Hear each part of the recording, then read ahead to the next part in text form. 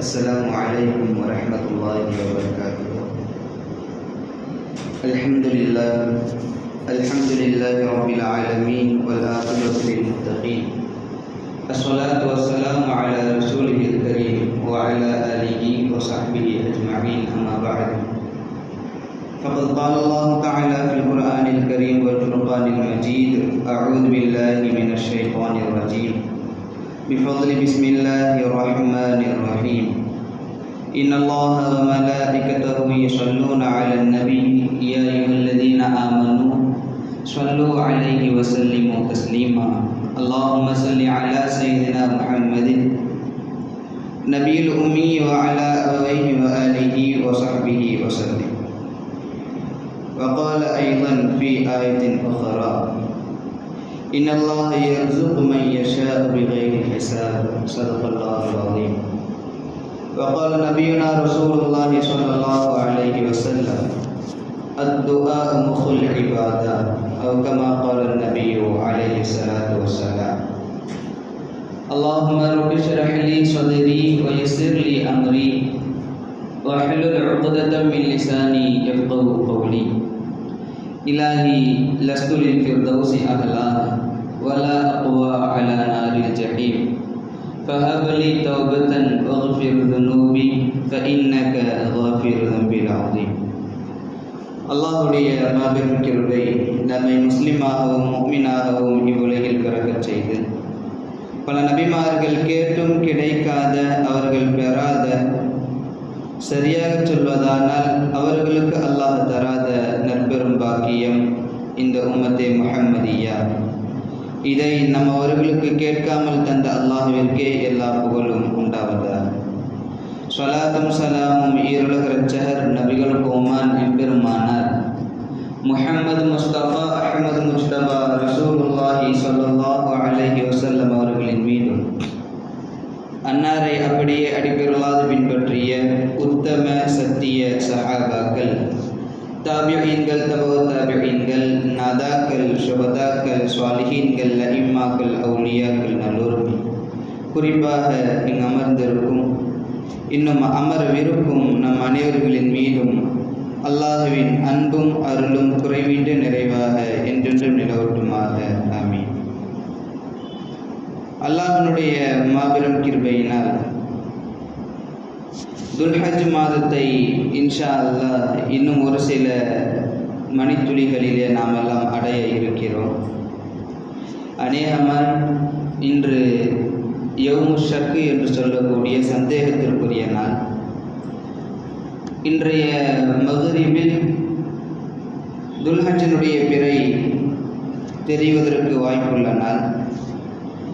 எனவே துல்ஹஜ் பிறையை நாம் அடைந்து விட்டோம் என்றால் இன்ஷா அல்லாஹ் யார் யாரெல்லாம் அல்லாஹ்விற்காக குர்பானி கொடுக்கிறார்களோ அவர்கள் தன்னுடைய உடம்பில் இருக்கிற எந்த விதமான முடிகளை களைவதோ நகங்களை வெட்டுவதோ வேண்டாம் என பெருமானார் ரசூலுல்லாஹி ஸல்லல்லாஹு அலைஹி வஸல்லம் அவர்கள் சொல்லி, வெட்டாமல் களையாமல் இருப்பதை கண்மணி நாயகம் ரசூலுல்லாஹ் இந்த இஸ்லாத்தில் முஸ்தஹப்பாக ஆக்கியிருக்கிறார்கள். அதன் அடிப்படையில் இன்ஷா அல்லாஹ் நாம் நினைவில் வைப்போம். யார் யாரெல்லாம் இந்த வருடம் குர்பானி கொடுக்கிறார்களோ அவர்கள் இன்று மக்ரிபிற்குள்ளாக தங்களுடைய உடலில் அகற்ற வேண்டிய முடிகளை, வெட்ட வேண்டிய நகங்களை இன்ஷா அல்லாஹ் கலைந்து கொள்வதை நாம் நினைவிலே வைத்துக் கொள்ள வேண்டும். இந்த துல்ஹஜ் மாதம் என்று வருகிற பொழுது உலகெங்கிலிருந்தும் பெருமானார் ரசூல் ஸல்லல்லாஹு அலைஹி வஸல்லம் அவர்கள் பிறந்த புனித பூமியாகிய மக்காவை சென்று அடைகிற ஹாஜிகள் ஏராளம்.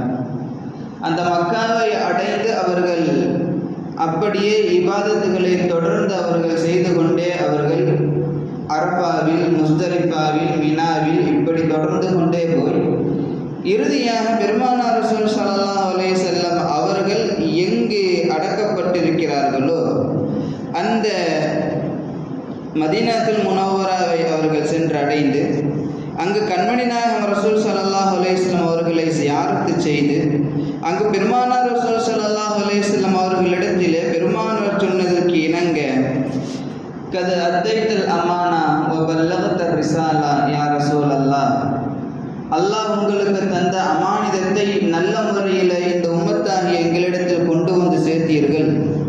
அல்லாஹ் உங்களுக்கு கொடுத்த ரிசாலத்தை, தூதுவத்தை யா ரசூலல்லாஹ் பரிபூர்ணப்படுத்தினீர்கள் என்று நாம் அங்கு பெருமானாருக்கு சலாம் சொல்லி இந்த வாக்கியங்களை நாம் கூறுவதற்கு ஆஜிகள் அல்லது உம்ரா செய்பவர்கள் அல்லது மதீனாவிற்கு சியாரத்திற்காக செல்பவர்கள் எல்லோரும் பெருமானாரினுடைய ரவுலாவிற்கு முன்னால் நின்று சொல்ல வேண்டிய கட்டாயம் என மார்க்கறிஞர்கள் நமக்கு கூறுகிறார்கள். இன்னொரு செய்தியும் கூறுவார்கள், மதீனாவிற்கு சென்றுதான் இந்த வார்த்தையை யா ரசூலல்லாஹ் உங்களுடைய அமானிதத்தை நல்ல முறையில் எங்களுக்கு தந்தீர்கள், உங்களுடைய ரிசாலத்தை, தூதுவத்தை நல்ல முறையில் பரிபூர்ணப்படுத்தினீர்கள் என்று மதீனாவிற்கு சென்றுதான் சொல்ல வேண்டும் என்ற அவசியம் இல்லை. மாறாக நாம் வீட்டிலிருந்தும் சொல்லலாம், பள்ளியிலிருந்தும் சொல்லலாம், உலகில் எந்த மூலை முடுக்கில் இருந்தாலும் உண்மையான ஒரு முஃமின் பெருமானாரை நினைத்து இந்த வார்த்தைகளை சொல்லலாம் என மார்க்கறிஞர்கள் நமக்கு கடமையாக ஆக்கியிருக்கிறார்கள், நமக்கு வலியுறுத்தி தந்திருக்கிறார்கள். அதன் அடிப்படையில் எந்த ஒரு செயலாக இருந்தாலுமே இந்த துல்ஹஜ்ஜினுடைய முதல் 10 நாட்களில் ஆக உயர்வான செயலாகத்தான் அல்லாஹ் தஆலா இந்த உம்மத்திற்கு ஆக்கி வைத்திருக்கிறான். அதே சமயத்தில் இந்த துல்ஹஜ்ஜினுடைய மாதத்தில் நாம் சந்தித்திருக்கிற இன்னொரு முக்கியமான ஒரு விஷயம் என்னவென்றால் தேர்தலினுடைய முடிவு. 2024 தேர்தலினுடைய முடிவை நாம் சந்தித்திருக்கிறோம். நாம் எல்லாம் எதிர்பார்த்தது ஒன்றாக இருந்தாலும் அங்கு நடந்த முடிவுகள் நமக்கு முன்னால் அமைந்தது வேறொன்றாக இருக்கிறது. என்னதான் நாம் எதிர்பார்த்த முடிவுகள் நமக்கு கிடைக்கவில்லை என்றாலுமே அந்த பாசிச அரசு ஜெயித்தாலுமே அவர்களால் எந்த ஒரு மும்முரமான விஷயத்திலும் ஈடுபட முடியாத அளவில் தான் அல்லாஹ் அவர்களுக்கு வெற்றியை தந்திருக்கிறான். இன்னும் சொல்வதானால் அது அவர்களுக்கு வெற்றியே அல்ல, மாறாக அதை எதிர்த்து போட்டியிட்டு இருக்கிற காங்கிரஸிற்கு அது வெற்றி. நடந்திருக்கிற இந்த தேர்தலில் காங்கிரசினுடைய வாக்கு எண்ணிக்கையில் அவர்கள் தோல்வி அடைந்திருந்தாலும் யதார்த்தம் என்னவென்றால் காங்கிரஸ் தான் வெற்றி பெற்றிருக்கிறார்கள். உலக இந்திய மக்களுடைய பிரார்த்தனை என்பது அவ்வளவு உயர்வாகவும் உறுதியாகவும் இருந்திருக்கிறது. அதன் அடிப்படையில் நம்மில் பலரும் பேசிய ஒரு செய்தி இந்த ஓரிரு நாட்களாக என்னவென்றால், அவ்வளவு துவாக்களை நாம் செய்தோமே, அவ்வளவு பிரார்த்தனைகளை நாம் செய்தோமே, இதற்காகவே மெனக்கெட்டு சிலர் உம்ராவிற்கு சென்று கஅபத்துல்லாவில் நின்று அவர்கள் துவா செய்ததாகவெல்லாம் செய்திகளை நாம் பார்த்தோம். இப்படி நாம் துவா செய்திருந்தாலும் மெனக்கெட்டிருந்தாலும் அல்லாஹ் நம்முடைய துவாக்களை ஏற்கவில்லையோ என்கிற ஒரு பேச்சுகளை எல்லாம் சமீபமாக ஓரிரு நாட்களாக நாம் கேள்விப்பட்டு கொண்டிருக்கிறோம். ஆனால் விஷயம் அவ்வாறு அல்ல. அல்லாஹ் நம்மளுடைய துவாக்களை ஏற்றுக்கொண்டான் என்பதுதான் உண்மையான செய்தி. அல்லாஹ் நம்மளுடைய துவாக்களை அங்கீகரித்து விட்டான் எனதான் நாம் எல்லாம் நம்மளுடைய மனதிலே நியத்து வைக்க வேண்டும். காரணம் என்னவென்றால், துஆ ஒரு முஃமினுடைய ஆயுதம். அதே சமயத்தில் பெருமானார் சொல்வதின் அடிப்படையில் துஆ தான் எல்லா இபாதத்துகளுக்கும் மூளை என பெருமானார் ரசூலுல்லாஹ் ஸல்லல்லாஹு அலைஹி வஸல்லம் நமக்கு சொல்லி காட்டுகிறார்கள். அத்துஆஉ முஹுல் இபாதா, வணக்கங்களின் மூளையாக துஆ தான் இருக்கிறது. எப்படி ஒரு மனிதன் நல்ல முறையில் அவர் புத்தியுள்ளவனாக இருக்க வேண்டும் என்றால் அவனுடைய சிந்தனையும் மூளையும் சரியான முறையில் பயன்பட்டால் மாத்திரமே அவன் புத்தியுள்ள மனிதனாக இருப்பான். இல்லை என்றாலும் உயிரே இருந்தாலும் செயல்பாடுகள் அமைந்திருந்தாலும் அவனை ஒரு மனிதன், பரிபூர்ண மனிதன் என்று யாராலும் சொல்ல முடியாது. அப்படித்தானே? அதன் அடிப்படையில் தான் பெருமானார் ரசூலுல்லாஹ் சொல்கிறார்கள், எந்த ஒரு இபாதத்தாக இருந்தாலும் அதற்கு மூளையாக துஆ இருக்க வேண்டும். அந்த துஆவின் மூலமாக அந்த இபாதத்துகள் அங்கீகரிக்கப்பட வேண்டும் என அல்லாஹ்விடத்திலே நம்முடைய கோரிக்கை மன்றாட்டங்கள் இருக்க வேண்டும் என பெருமானார் ரசூலுல்லாஹி ஸல்லல்லாஹு அலைஹி வஸல்லம் அவர்கள் சொல்லி காட்டுகிறார்கள். எப்பேற்பட்ட இரும்பு கோட்டையினுடைய கதவை கூட திறக்கிற ஒரு ஆற்றலை அல்லாஹ் துஆவிற்கு தந்திருக்கிறான். எப்பேற்பட்ட கடுமையான சூழலில் ஒருவர் மாட்டிக்கொண்டாலும் அல்லாஹ்விடத்திலே கையேந்தி அவர் இறைஞ்சுகிற பொழுது அவருடைய துஆவை அங்கீகரித்து அவருடைய கஷ்டங்களை நீக்குவதற்கு அல்லாஹ் தயாராக முன்வந்து நிற்கிறான் என்பதை இந்த இஸ்லாம் நமக்கு சொல்லி காட்டுகிறது. சாத்தியமே இல்லை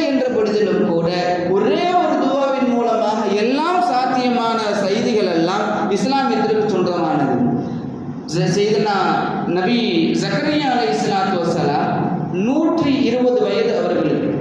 அவர்களுடைய மனைவி 80 வயது. 120 வயதிலே அவர்கள் குழந்தை வேண்டும் என ஆசை. ஆனால் தள்ளாடாத வயதிலே போய் நாம் அல்லாஹ்விடத்தில் எப்படி நாம் குழந்தைக்காக துவா கேட்பது என்கிற ஒரு தயக்கத்திலே செய்தனா ஜக்கரியா அலைஹிஸ்ஸலாம் அவர்கள் இருக்கிறார்கள். அந்த சமயத்தில் தான் அவர்களுடைய பொறுப்பில் மரியம் அலைஹிஸ்ஸலாம் அவர்கள் வளர்ந்து வருகிறார்கள். மரியம் அலைஹிஸ்ஸலாம் அவர்களுக்கு உணவை எடுத்துக்கொண்டு போகிற ஜக்கரியா அலைஹிஸ்ஸலாம் எங்கு எப்போ போனாலும் அந்த இடத்தில் அன்றைய கால சூழலில் கிடைக்காத கனிவகைகள் எல்லாம் செய்ததுன்னா மரியம் அலைஹிஸ்ஸலாம் அவரிடத்தில் கிடைத்ததை பார்த்து அவர்கள் கேட்பார்கள், அண்ணா லக்கி ஹாதா, மரியமே இந்த பழங்கள் எல்லாம் உனக்கு யார் கொடுத்தான், எங்கிருந்து வந்தது? அப்ப மரியம் அலைஹிஸ்ஸலாம் அவர்கள் சொல்லுவார்கள், ஹுவ மின் இந்தில்லாஹ், இது அல்லாஹ்வினுடைய புறத்தில் இருந்து வந்தது, அல்லாஹ் எனக்கு தந்தான் என மரியம் அலைஹிஸ்ஸலாம் அவர்கள் சொன்ன பொழுதுதான் அவர்கள் ஒரு நிலைக்கு வருகிறார்கள். சாத்தியமே இல்லாத காலகட்டத்தினுடைய பலங்கள் அசாத்தியமான முறையிலே இந்த நேரத்திலும் தருவதற்கு அல்லாஹ் வலிமை உள்ளவன், சக்தி உள்ளவன், வல்லமை படைத்தவன் என்றால் காலங்கள் ஏஜ் பாரான பின்னாடியும் நாம் அல்லாஹ்விடத்தில் குழந்தையை கேட்டால் அவன் நிச்சயமாக தருவான் என்பதை அங்கு உணர்கிறார்கள் ஜக்கரியா அலைஹிஸ்ஸலாம். அந்த இடத்தில் வைத்து அல்லாஹ்விடத்திலே துவாவை அவர்கள் பிரார்த்தனையை முன்வைக்கிறார்கள். சையதுனா ஜக்கரியா அலைஹிஸ்ஸலாம், யா அல்லாஹ், நான் வயதாகிவிட்டேன், என்னுடைய மனைவி வயதானவளாக ஆகிவிட்டால் என்றாலும் உன்மீது இருக்கிற நம்பிக்கையும் தவக்குலும் எனக்கு கொஞ்சமும் குறையவில்லை. எனவே ஃபஹப்லி, யா அல்லாஹ், எனக்கு குழந்தையை நீ தருவாயாக என்று ஜக்கரியா அலைஹிஸ்ஸலாம் அவர்கள் துவா செய்த பொழுது அல்லாஹ் ஃபஸ்தஜாப ரப்புஹு, அவர்களுடைய துவாவை அல்லாஹ் தஆலா அங்கீகரித்தான் என குர்ஆனிலே சொல்லி காட்டுகிறான். அது மாத்திரமல்ல செய்தி, இங்க ஜக்கரியா அலைஹிஸ்ஸலாம் அவர்கள் எனக்கு குழந்தை வேண்டும் என சொல்கிற பொழுது குறிப்பிட்டு ஆண் குழந்தை வேண்டும் என அவர்கள் கேட்பார்கள். யா அல்லாஹ், 120 வயதை கடந்து விட்டேன், எனது மனைவி 80 தாண்டி விட்டால், ஆனால் உன்னிடத்தில் குழந்தை பேருக்காக நான் துவா செய்கிறேன். அதே சமயத்தில் எனக்கு நீ வாரிசு தருவதாக இருந்தால் ஆண் வாரிசை தர வேண்டும் என அவர்கள் கேட்ட பொழுது அல்லாஹ் அதையும் அங்கு அங்கீகரித்து சொன்னான், ஜக்கரியா அவர்களே, நீங்கள் கேட்ட துவாவை நான் ஏற்றுக்கொண்டேன், நீங்கள் கேட்டது போலவே உங்களுக்கு நான் ஆண் குழந்தையை தருகிறேன் என சையதுனா ஜக்கரியா அலைஹிஸ்ஸலாம் அவரிடத்திலே அல்லாஹ் சொல்லி அந்த குழந்தைக்கு பெயரையும் அல்லாஹ்வே சூட்டுகிறான். யஹ்யா என்கிற பெயர், யஹ்யா என்கிற ஒரு பெயரை அந்த குழந்தைக்கு அல்லாஹ் சூட்டிவிட்டு அல்லாஹ் சொன்ன செய்தி, இந்த யஹ்யா என்கிற பெயரை இதற்கு முன்னால் நாம் யாருக்கும் பெயராக சூட்டியது கிடையாது என சையதுனா ஜக்கரியா அலைஹிஸ்ஸலாம் அவர்களுக்கு அல்லாஹ் தஆலா சொல்லி காட்டுகிறான். நாம் இதிலிருந்து எடுக்க வேண்டிய செய்தி என்னவென்றால், சாத்தியமே இல்லை என ஒரு முடிவுக்கு வந்த பிறகும், எல்லோரும் இதற்கு மேல் நடப்பதற்கு வாய்ப்பில்லை என முடிவை சொன்ன பிறகும் நாம் அல்லாஹ்விடத்திலே நம்பிக்கை வைத்து அவனிடத்தில் நாம் துவா கேட்கிற பொழுது நிச்சயமாக அதை அல்லாஹ் அசாத்தியமான முறையில் அதை சாத்தியப்படுத்துகிறான் என்பதை நமக்கு இந்த குர்ஆனினுடைய செய்திகள், ஆயத்துகள் நமக்கு சொல்லி காட்டுகிறது. எனவே தான் வயதாகி போய் 120 வயதை தாண்டிய ஜக்கரியா அலைஹிஸ்ஸலாம் 80 வயதை தாண்டி அவருடைய மனைவியை முன்வைத்து அவர்கள் கேட்டது, யா அல்லாஹ், இவ்வளவு வயதான பிறகும் உன்னிடத்தில் இருக்கிற ஈமானும் நம்பிக்கையும் கொஞ்சமும் எனக்கு குறையவில்லை, எனவே எனக்கு நீ ஆண் குழந்தையை வாரிசாக தர வேண்டும் என அவர்கள் கேட்டதனுடைய விளைவை அல்லாஹ் உடனே அங்கீகரிக்கிறார். இங்கே இன்னொரு செய்தி, ஜக்கரியா அலைஹிஸ்ஸலாம் 120 வயது வரையிலும் அல்லாஹ்விடத்தில் குழந்தையை கேட்காமலா இருந்திருப்பார்கள். வாலிபம் கடந்து போய் வயோதிகம் நெருங்கி வயோதிகத்தை தாண்டி முதுமையை தாண்டி அவர்கள் தள்ளாடுகிற அந்த வயதில் அவர்கள் குழந்தையை கேட்டிருப்பார்கள். இல்லையே, கடுமையான நிறமையான நிரப்பமான வாலிபம் இருக்கிற சமயத்திலிருந்து ஜக்கரியா அலைஹிஸ்ஸலாம் அவர்கள் அல்லாஹ்விடத்தில் கேட்கத்தானே செய்திருப்பார்கள். ஆனால் அல்லாஹ் தராமல் இருந்தான் என்றால் இங்கு நாம் யோசிக்க வேண்டும். எங்கு வைத்து அவர்கள் கேட்டதை அல்லாஹ் தஆலா கபூல் செய்கிறான். மரியம் அலைஹிஸ்ஸலாம் அவர்கள் இருந்த அந்த அறையிலே, அந்த மிஹராபிலே நின்று ஜக்கரியா அலைஹிஸ்ஸலாம் அவர்கள் துவா கேட்க அந்த துவாவை அல்லாஹ் தஆலா அங்கீகரிக்கிறான். இதில் வைத்து நமக்கு குர்ஆனினுடைய விளக்க உரையாளர்கள் சொல்கிற செய்தி என்ன தெரியுமா? நீங்கள் கேளுங்கள், கேளுங்கள், கேளுங்கள், நீங்கள் அல்லாஹ்விடத்தில் எதை கேட்டாலும் தருவதற்கு அவன் தயாராக சமயங்களில் நீங்கள் கேட்கிற துஆவை அல்லாஹ் அங்கீகரிக்காமலும் அவன் வைத்திருப்பான். அதே சமயத்தில் ஒரு நல்லவர், ஒரு வலியுல்லா, ஒரு வலிமார்களிடத்தில் அவர்கள் இருக்கிற அந்த இடத்தில் சென்று நீங்கள் நின்று அவனிடத்திலே நிறைவேறாத துஆவை கேட்டால் நிச்சயமாக அல்லாஹ் தடுக்காமல் உடனே செய்து தருவான் என இந்த குர்ஆனினுடைய விளக்க உரையாளர்கள் நமக்கு சொல்லி காட்டுகிறார்கள். எனவேதான் நபி ஜக்கரியா அலைஹிஸ்ஸலாம் அவர்கள் 120 வயதை தாண்டியும் தராத அல்லாஹ் மரியம் அலைஹிஸ்ஸலாம் அவருடைய அருகிலே இருந்து கேட்ட துஆவை அல்லாஹ் அங்கீகரிக்கிறான் என்றால் வலிமார்கள் இறை நேசர்களுடைய அகமியம் இங்கு அல்லாஹ் தஆலா வெளிப்படுத்தி காட்டுகிறான். இது ஒரு செய்தி.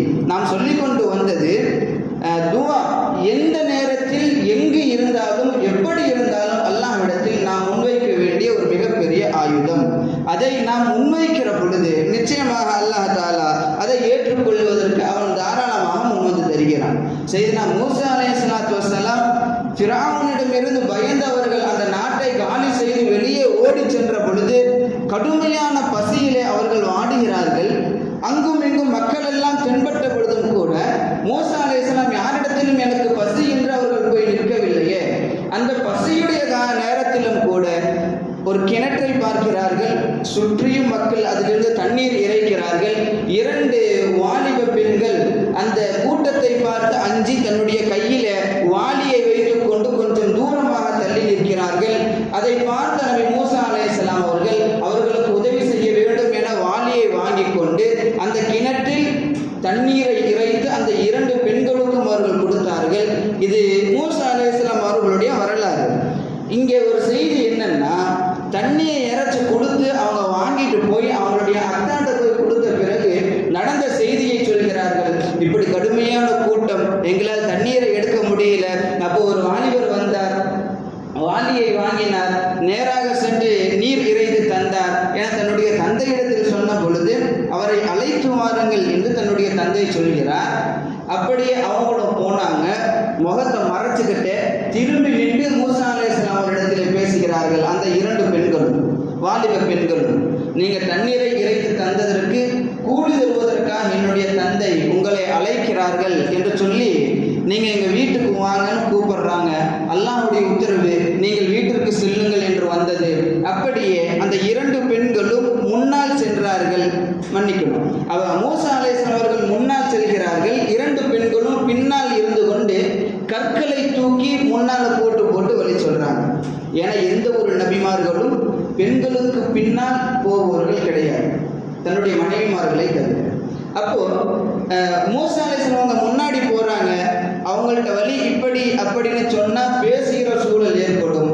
அதனால் அந்த 2 பெண்களும் என்ன செய்தார்கள், கற்களை சிறிது கையில எடுத்துக்கொண்டார்கள். வலதுபுறம் செல்ல வேண்டும் என்றால் அந்த கற்களை தூக்கி வலதுபுறத்தில் எறிந்தார்கள். மூசா அலைஹிஸ்ஸலாம் புரிந்து கொண்டு வலதுபுறத்தில் திரும்பினார்கள்.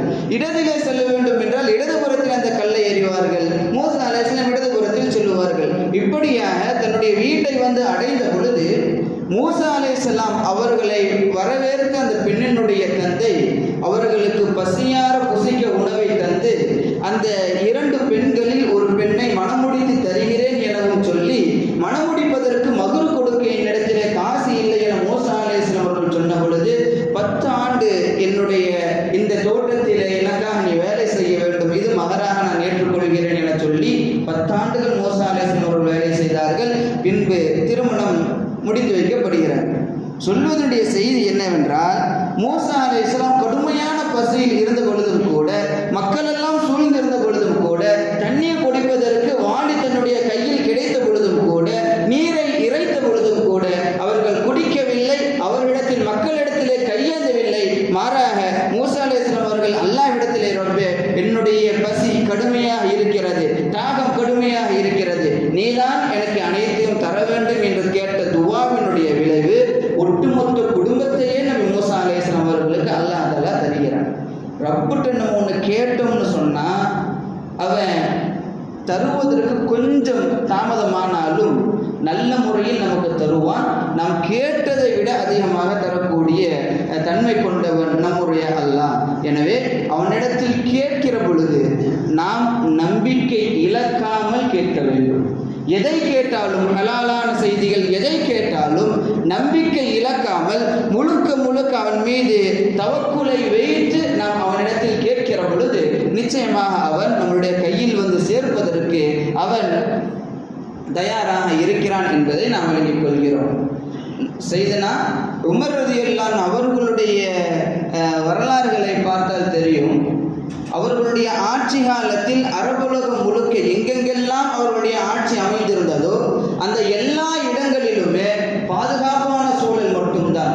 எங்குமே போர்க்கொடி தூக்குகிற ஒரு சூழல் வந்ததில்லை. அப்படி வந்தால் இஸ்லாமியர்கள் அங்கு ஜெயம் கொண்டார்கள். அப்படி இருக்க உமர் ரலியல்லாஹு அவர்களுடைய ஆட்சி இருக்கிற எல்லா பகுதிகளிலுமே பாதுகாப்பான சூழல். அந்த சமயத்தில் தான் எப்போ வந்தாலும் 2 பேரும் ஒன்றா உட்காந்து பேசிக்கிட்டு உட்காந்துருக்கு. உமர் ரலியல்லாஹு அவருடைய ஆட்சி காலத்தில் தான் ஒரு மாலை பொழுது பாலைவனத்தில் படுத்திருக்கிற உமர் ரலியல்லாஹு அயர்ந்து தூங்கி விடுகிறார்கள்.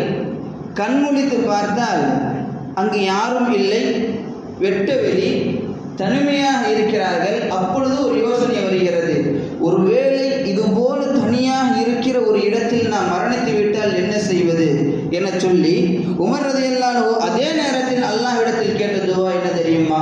அல்லாஹும்ம அர்ஸுக்னி ஷஹாதத்தன் ஃபீ சபீலிக் வஜஅல் மௌதி ஃபீ பலதி ஹபீபிக ஸல்லல்லாஹு அலைஹி வஸல்லம். யா அல்லாஹ், என்னை உன்னுடைய பாதையில் போர் செய்து அல்லது காஃபிருடைய கையில் கொல்லப்பட்டு ஷஹீதானவனாக என்னை நீ ஆக்க வேண்டும். அதே சமயத்தில் என்னுடைய மௌத் மதீனாவில பெருமானார் வாழ்ந்த அந்த மதீனாவில் தான் நிகழ வேண்டும் என அந்த இடத்தில் அவர்கள் துவா கேட்கிறார்கள். துவாவினுடைய விளைவு அது அப்படி நடக்கிறது. இங்கு நிறுத்திவிட்டு ஒரு செய்தி, பாதுகாப்பான சூழல் அமைந்திருக்க ஒட்டுமொத்த அரபுலகத்தையும் கட்டி காக்கிற ஜனாதிபதி உமர் ரலியல்லாஹு அன்ஹு அவர்களை யார் வந்து கொல்ல முடியும்? அவர்களை யார் வந்து பக்கத்திலே நெருங்க முடியும்? ஆனாலும் அல்லாஹ்விடத்தில் அவர்கள் கேட்ட துஆ, ரப்பே, நான் மௌத்தானா என் உடம்பிலிருந்து உயிர் பிரிந்தது என்றால் ஒரு காஃபிருடைய கையிலே குத்துப்பட்டு நான் மௌத்தாக வேண்டும், ஷஹீதாக வேண்டும். அதே போல் ஒரு நேரம் வந்தது. உமர் ரலியல்லாஹு அன்ஹு ஃபஜ்ர் தொழுகைக்காக அல்லாஹ் அக்பர் என தக்பீர் கட்டி உமர் ரலியல்லாஹு அன்ஹு நிற்கிறார்கள். மஜூசி நெருப்பு வணங்கி ஒருவன் வந்து முஸ்லிமை போல வேடமிட்டு அவனும் உமர் ரலியல்லாஹு அன்ஹுக்கு பின்னால் தக்பீர் கட்டி நிற்கிறான். அவனுடைய பெயர் அபூ லுலுல். உமர் ரலியல்லாஹு அன்ஹு சூரா ஃபாத்திஹா ஓதி சூறாக்களை ஓதிக்கொண்டு தொழுகையில ரொம்பவும் ஈடுபாடோடு அவர்கள் மெய்மறந்து போய் நின்று தொழுது கொண்டிருந்த அந்த சமயத்தில் பின்னால் இருந்து கத்தியால் ஒரு குருவாலை எடுத்து உமர் ரலியல்லாஹு அவர்களுடைய வயிற்றில் குத்தி கிழித்து அவன் ஓடுகிறான். அப்போ உமர் ரலியல்லாஹுடைய கேட்ட துவாவை அல்லாஹ் எப்படி அங்கீகரிக்கிறான் பார்த்தீர்களா? சாத்தியமே இல்லை. ஒரு போரில் போய் கொல்லப்படுகிறார்கள் என்றால் அது நாம் ஏற்றுக்கொள்ளலாம். அல்லது வேற ஏதாவது ஒரு வெளியூருக்கு செல்கிறார்கள், அங்கு யாருடைய கையிலாவது அவர்கள் வெட்டப்பட்டார்கள் என்றால் நாம் ஏற்றுக்கொள்ளலாம். ஆனால் எத்தனையோ பல மைலுக்கு அப்பால் இருக்கிற எதிரிகள் வாளை உருவி கொண்டு ஊருக்குள் அராஜகம் செய்தாலும் கூட உமர் வருகிறார் என உமர் ரலியல்லாஹுடைய பெயரை சொன்னால் கை நடுங்கி வாழ்க்கையில விடும். அப்பேற்பட்ட பயத்தை கொண்ட அந்த சமயத்தில் கூட உமர் ரலியல்லாஹு கேட்டது, யா அல்லாஹ், என் உடம்பிலிருந்து உயிர் பிரியணும்னா ஷஹாதத்தான முறையில், ஷஹீதான முறையில் தான் பிரிய வேண்டும். அதே சமயத்தில் பெருமானார் வாழ்ந்த பூமியிலே நான் மரணிக்க வேண்டும் என கேட்டதின் விளைவு தொழுகையில் இருக்கிற பொழுது ஒரு மஜூசியினுடைய கையால் உமர் ரலியல்லாஹு குத்தப்பட்டு ஷஹீதாகிறார்கள் என்றால் துஆ நாம் எதை கேட்கிறோமோ அதை அப்படியே அங்கீகரிப்பதற்கு அல்லாஹ் தஆலா முன் வந்து நிற்கிறான். எனவே தான் உமர் ரலியல்லாஹு அன்ஹு அவர்களுடைய ஷஹாதத் தஃபனுடைய ஹதீஸுகள் நமக்கு சொல்லும். எப்படி ரசூலுல்லாஹுடைய ஊரில் மௌத்தாகணும்னு துவா கேட்டாங்களோ அதே போல ரசூலுல்லாஹுடைய ஊரில் ரசூலுல்லாஹ் நின்று தொழ வைத்த அந்த மெஹராபில் மதீனா முனவ்வராவில் அவர்கள் கொல்லப்பட்டார்கள். அதே சமயத்தில் பெருமானாருடைய அறைக்கு அருகில், அபூபக்கர் ரலியல்லாஹுடைய அறைக்கு அருகில் சையதுனா உமர் ரலியல்லாஹு தஃபன் செய்யப்பட்டார்கள் என ஹதீஸுகள் நமக்கு சொல்லி காட்டுகிறது. எனவே அந்த துவாவினுடைய விளைவு உலகம் அழிகிற வரையிலும் ஹஜ்ஜிற்காக செல்கிற ஹாஜிகளும் உம்ராவிற்காக செல்கிற இஸ்லாமியர்களும் அல்லது பெருமானாரை ஜியாரத் செய்வதற்காக செல்கிற இன்ன பிற முஸ்லிம்களும் அங்கு போய் பெருமானார் ரசூலுல்லாஹ்விற்கு மாத்திரமே அவர்கள் சலாம் சொல்ல மாட்டார்கள். மாற முதலில் பெருமானாருக்கு, அடுத்தது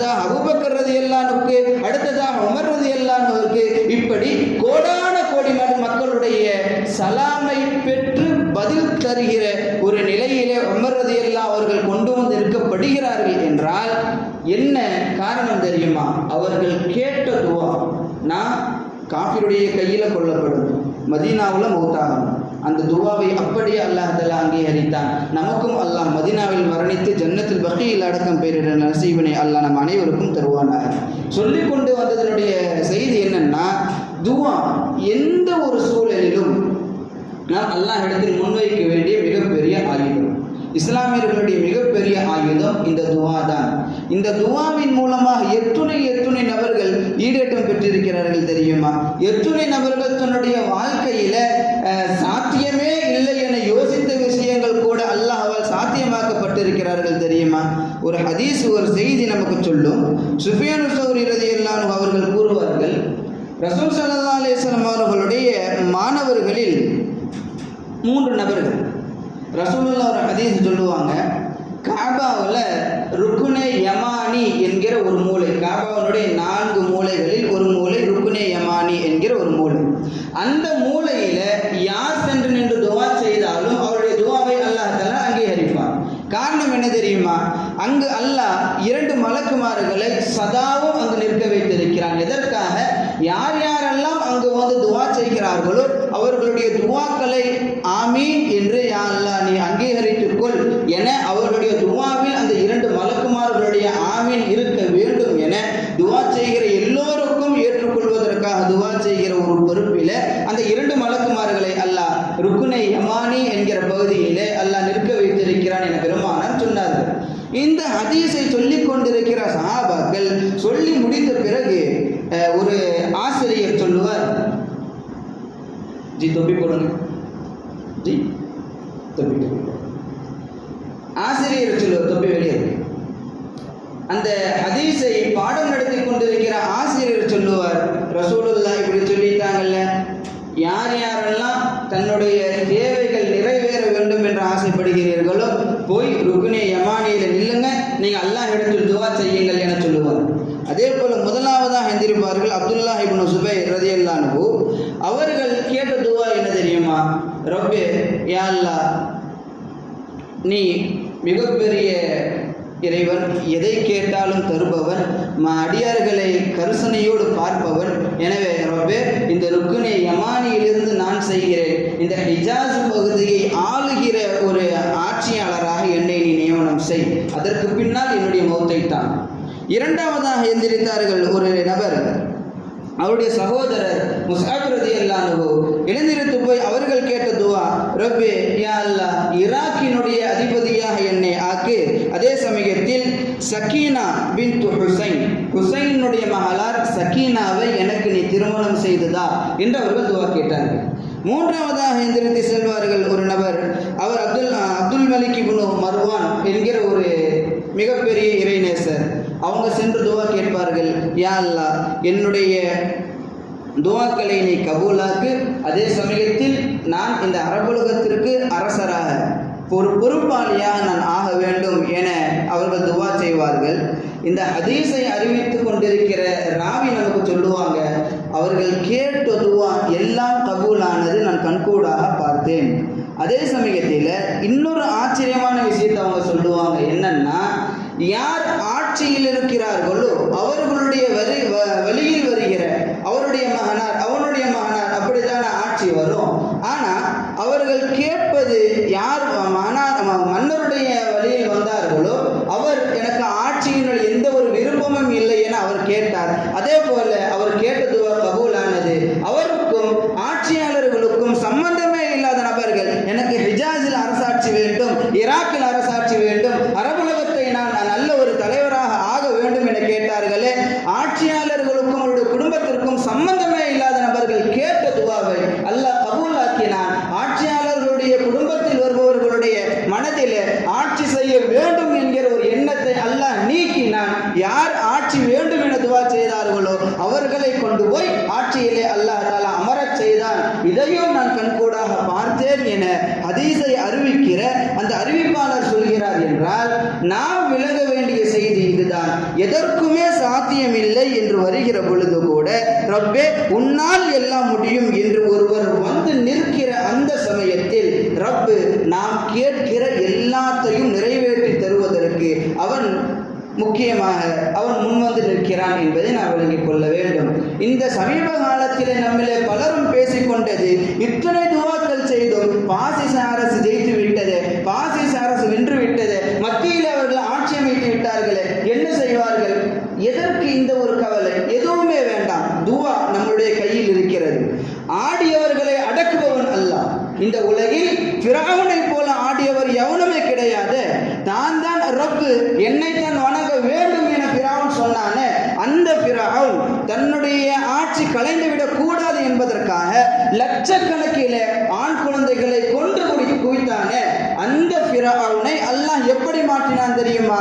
தன்னை அடிக்க அழிக்க தன்னுடைய ஆட்சியை கவிழ்க்க வந்த மூசா அலைஹிஸ்ஸலாம் ஃபிரௌனுடைய மடியிலே அல்லாஹ் தஆலா வளரச் செய்கிறான். ஃபிரௌனுடைய வளர்ப்பிலே அல்லாஹ் தஆலா மூசா அலைஹிஸ்ஸலாம் அவர்களை தருகிறான். அவர்களை நல்ல முறையில் வளர்த்தெடுத்தவன் ஃபிரௌன் தான்.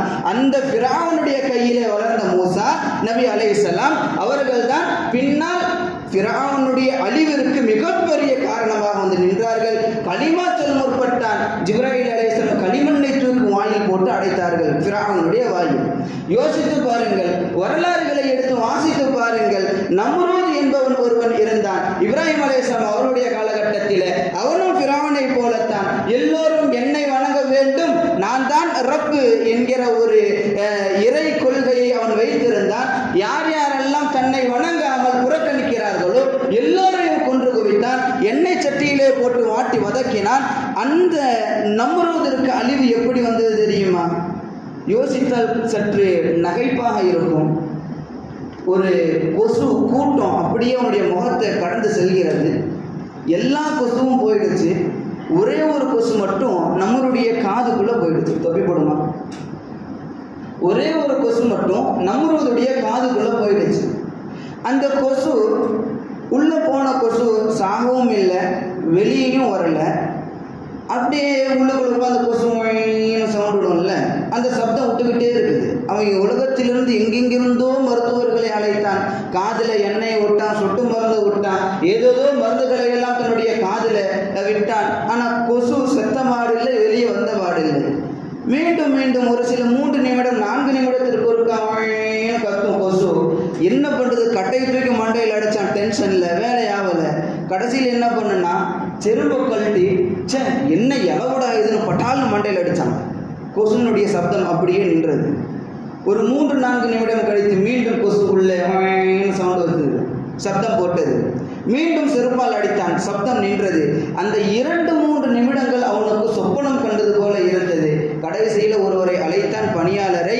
கையில் செருப்பை கொடுத்தான். எனக்கு 3 நிமிஷத்துக்கு ஒருக்கா என் மண்டையில் செருப்பால் அடின்னு சொல்லி நிற்க வச்சான். அதற்காக அவருக்கு சம்பளம். 3 நிமிஷத்துக்கு ஒருக்கா செருப்பால் மண்டையில் அடி வாங்கிக்கிட்டே இருப்போம். பேசிக்கிட்டே இருக்கும். மக்களே பட்டான்னு ஒரு அடி, அமைச்சரே பட்டான்னு ஒரு அடி. இப்படி செருப்பில் அடி வாங்கி அவன் செத்து போனான். ஆடியவர்களை அடக்குபவன் அல்லாஹ். ஆடியவர்கள் ஒரு காலத்தில் அடங்கித்தான் ஆக வேண்டும். அப்படி அடங்கி இருக்கிறார்கள் ஆடியவர்கள் சிலர்.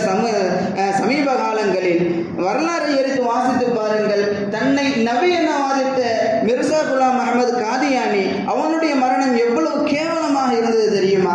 பெருமானார் ரசூலுல்லாஹ்வுடைய விஷயத்தில் அவன் முன்வைத்தது அவர்கள் நபி கிடையாது, நான் தான் கடைசி நபி என சொன்ன மிர்சா குலாம் அஹமது காதியானி, அவனுடைய கடைசி நேரம் கலிவறையில் இருக்கிற பொழுது மரணம் அவனுக்கு சம்பவிக்கிறது. கடைசியில் நபிமார்களுடைய ஒரு நியதி என்னவென்றால், அவர்கள் எங்கே மரணிக்கிறார்களோ அங்கே அவர்கள் அடக்கப்பட வேண்டும். பெருமானார் ரசூலுல்லாஹ் ஆயிஷா அவருடைய வீட்டில் மரணித்தார்கள். அவர்களுடைய மரணம் சம்பவித்தது. எனவே அவர்கள் அடங்கி இருக்கிற அந்த அறை செய்ததுனா ஆயிஷா ரலியல்லாஹு அன்ஹா அவர்களுடைய வீடு. இப்படி நபிமார்கள் எங்கே தன்னுடைய மரணத்தை சம்பவிக்கிறார்களோ அந்த இடத்தில் அவர்கள் அடக்கப்படுவார்கள். இது நபிமார்களுடைய நியதி, அவர்களுக்கு உண்டான சட்டம். எனவே மிர்சா குலாம் அஹமது காதியானியினுடைய தொண்டர்கள், அவனை ஏற்றுக்கொண்ட நபர்கள், அவர்கள் சொன்னார்கள், நபி எங்கு மௌத்தாகிறாங்களோ அங்கதான் அடக்கப்படணும். நம்மளுடைய நபி கலிவறையில் மௌத்தாயிருக்கிறார், எனவே இவரை கலிவறையில் தான் அடக்க வேண்டும் என சொல்லி நஜிஸ் கிடங்கில் அவனுடைய உடலை தூக்கி போட்டு அடக்கினார்கள். இது வரலாறு. எவ்வளவு கேவலம்! ஆடியவர்கள் அடங்கித்தான் ஆக வேண்டும். நம்ரூதை எடுங்கள், காரூனை எடுங்கள்,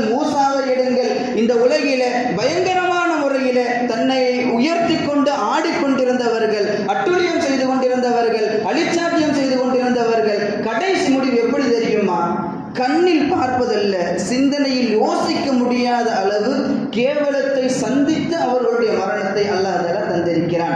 எனவே இப்பொழுது ஆடிக்கொண்டிருப்பவர்கள் அவர்களை அல்லாஹ் விட்டு வைத்ததனுடைய நோக்கம் என்ன தெரியுமா? 2 விதத்தில் நாம் விளங்கிக் கொள்ள வேண்டும். ஒன்று, அவன் நான் செஞ்ச தப்பை எல்லாத்தையும் உணர்ந்து இதுக்கப்புறம் அமைதியாக வாய் மூடி தன்னுடைய வாழ்க்கையை நடத்தாட்ட வேண்டும். அப்படி இல்லையா மீண்டும் ஆடுவான் என்று சொன்னால் அவனுடைய மரணமும் முடியும் கேவலமான முறையில் உலக மக்கள் எல்லோரும் முகம் சுளிக்கிற வண்ணத்தில் அவன் ஏற்படுத்துவான். அதற்கு அல்லாஹ் தஆலா போதுமானவன். எனவே இப்பொழுது நமக்கு வந்திருக்கிற ஆட்சி தேர்தலினுடைய முடிவு நமக்கு சொல்கிற செய்தி என்ன தெரியுமா? நீங்கள் கேட்ட துஆவினுடைய விளைவுதான் அவர்கள் வெற்றியை சுவைத்திருந்தாலுமே எதையும் செய்ய முடியாத வெற்றியை அவர்கள் சுவைத்திருக்கிறார்கள். மக்கள் விரும்பிய ஆட்சி தோல்வியை அவர்கள் தழுவி இருந்தாலும் எல்லாம் செய்ய முடியும் என்கிற வெற்றியைத்தான் தோல்வியை அவர்கள் சந்தித்திருக்கிறார்கள். எனவே துஆவிலிருந்து நீங்கள் பின்வாங்காதீர்கள், துஆ செய்து கொண்டே இருங்கள். தன்னுடைய வாழ்க்கையில் ரப்பனா லா துஸல்லித் அலைனா மல்லா யகாஃபுக ஃபீனா வலா யர்ஹம்னா, ரப்பே யா அல்லாஹ் எங்களுடைய விஷயத்தில் யார் கருணை காட்டவில்லையோ அவர்களை ஆட்சியாளராக அமைத்து விடாது. எங்களுடைய பாவத்தின் காரணமாக அநியாயம் செய்யக்கூடிய அடக்கி ஆளக்கூடிய ஆட்சியாளரை யா அல்லாஹ் பணி நிமிர்த்தி விடாதே என்கிற துஆவை அனுதினமும் செய்து கொண்டே இருக்க வேண்டும். அது மாத்திரமல்ல, இங்கே செய்தி தன்னுடைய வாழ்க்கையில் எது வேண்டுமானாலும் நாம் அல்லாஹ்விடத்தில் ஒரு நம்முடைய மன்றாடத்தை முன்வைக்க வேண்டும். சாத்தியமே இல்லை என்றாலும் என் ரப்புனால் எல்லாம் சாத்தியம் என்கிற நம்பிக்கையோடு அவனிடத்தில் இறைவா என போய் நின்று பாருங்கள். அப்தி என்று அவன் உங்களை அழைத்துக் கொள்வான், அனைத்தையும் உங்களுக்கு செய்து தருவான். எனவே நம்மளுடைய இஸ்லாமியர்களுடைய மிகப்பெரிய ஆயுதம் என்னவென்றால் துவா. அப்பேற்பட்ட துவாவை ரப்புல் ஆலமீன் நம்மளுடைய எல்லா விதமான துவாக்களையும் அல்லாஹ் தஆலா கபூல் செய்வானாக. நம்மளுடைய எல்லா விதமான தேவைகளையும் அல்லாஹ் தஆலா பூர்த்தி செய்வானாக. கடன்களில் இருந்து அல்லாஹ் நம்மை பாதுகாப்பானாக. இந்த இஸ்லாம் சொல்கிற வண்ணத்தில் நம்மளை அல்லாஹ் வாழச் செய்வானாக.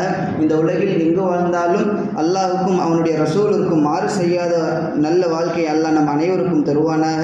நாம் மரணிக்கிற பொழுது மதீனா முனவ்வராவில் பெருமானார் ரசூல் அவர்களை பார்த்து அஷ்ஹது அல்லா இலாஹ இல்லல்லாஹ் வ அஷ்ஹது அன்னக ரசூலுல்லாஹ் என்கிற திருக்கலிமாவை மொழிந்த வண்ணம் நம்முடைய உடல்களிலிருந்து உயிர்களை கைப்பற்றுவானாக.